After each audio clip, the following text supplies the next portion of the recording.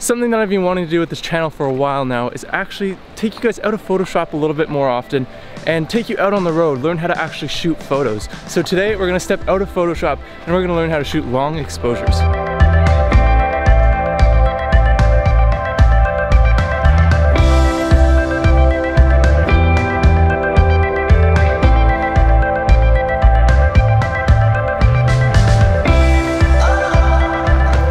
What's happening, guys? My name is Brendan from BeWillCreative.com. You can find me on Instagram at Burnwell to see a little bit more of my work. So today, of course, we're going to be talking about long exposures. A lot of you may be wondering what is the difference between a long exposure and a short exposure. You might actually know the difference visually, but what is going on in camera? I'm going to be showing you guys side-by-side comparison photos today, as well as actually showing you what is going on in camera to give that certain blurred, majestic, long exposure effect. So of course we're going to need a couple of things. Those things include a tripod. So we'll need that tripod so then we can keep everything nice and steady while we shoot our long exposure. Then of course we're going to need a camera, a manual camera of some sort that you can control the shutter speed on. Next we'll need a lens of any kind, whatever one you feel is right for the photo. And then if you really want, this is an option, but you can grab an ND filter, throw one of those on, and that will really help to shoot in the middle of the day and things like that. So before we actually head down to the waterfall, let's talk about what is actually going on in the camera to make this effect happen. So in this first example, I set my shutter speed to 1/200. What that means is our shutter opens and closes in 1/200th of a second. In that short of a time, most moving objects will not be blurred. In this next example, I've set my shutter to 1 second. So that means that my sensor will be exposed to light for 1 second. In the time that our shutter is left open, anything that is moving within our frame will become blurred. So in this case, since we're shooting a waterfall, the water, since it's constantly moving, it ends up becoming blurred in the eyes of our camera.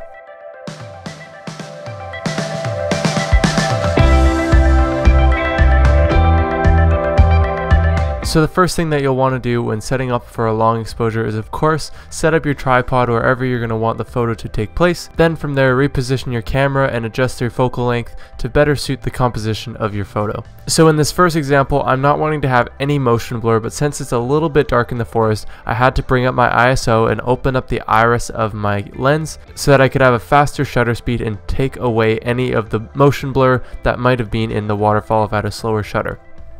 Now let's take a photo and see.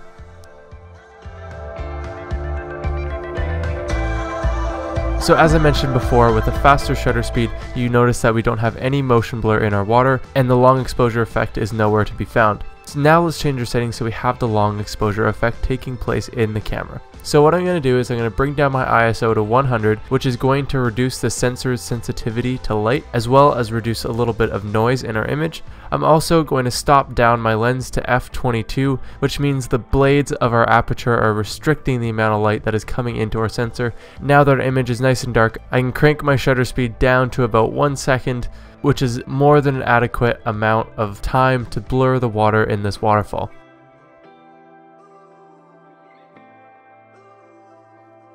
Now let's take a photo and see how it turns out.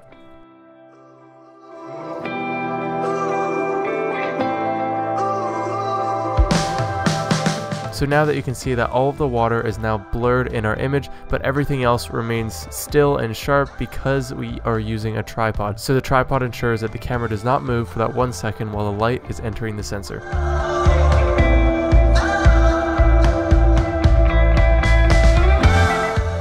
Earlier in this video I mentioned using an ND filter, so for that I'm going to be saving that for a whole other tutorial where I'll be talking about using an ND filter for long exposures. Just for today I just wanted to share how to actually do a basic long exposure in camera without any extra accessories and things that you might have to buy. So that's it for today, guys. I would love to hear your thoughts about sort of this new tutorial setup. I'm still going to be doing some Photoshop tutorials, but I'm wanting to sort of branch out and do a little bit more camera, video, out in the field type of tutorials. Let me know what you think of these. I would love to have your thoughts, get feedback. I just want to make these as best as they possibly can be. Again, my name is Brendan from BeWillCreative.com, and I'll catch you next time.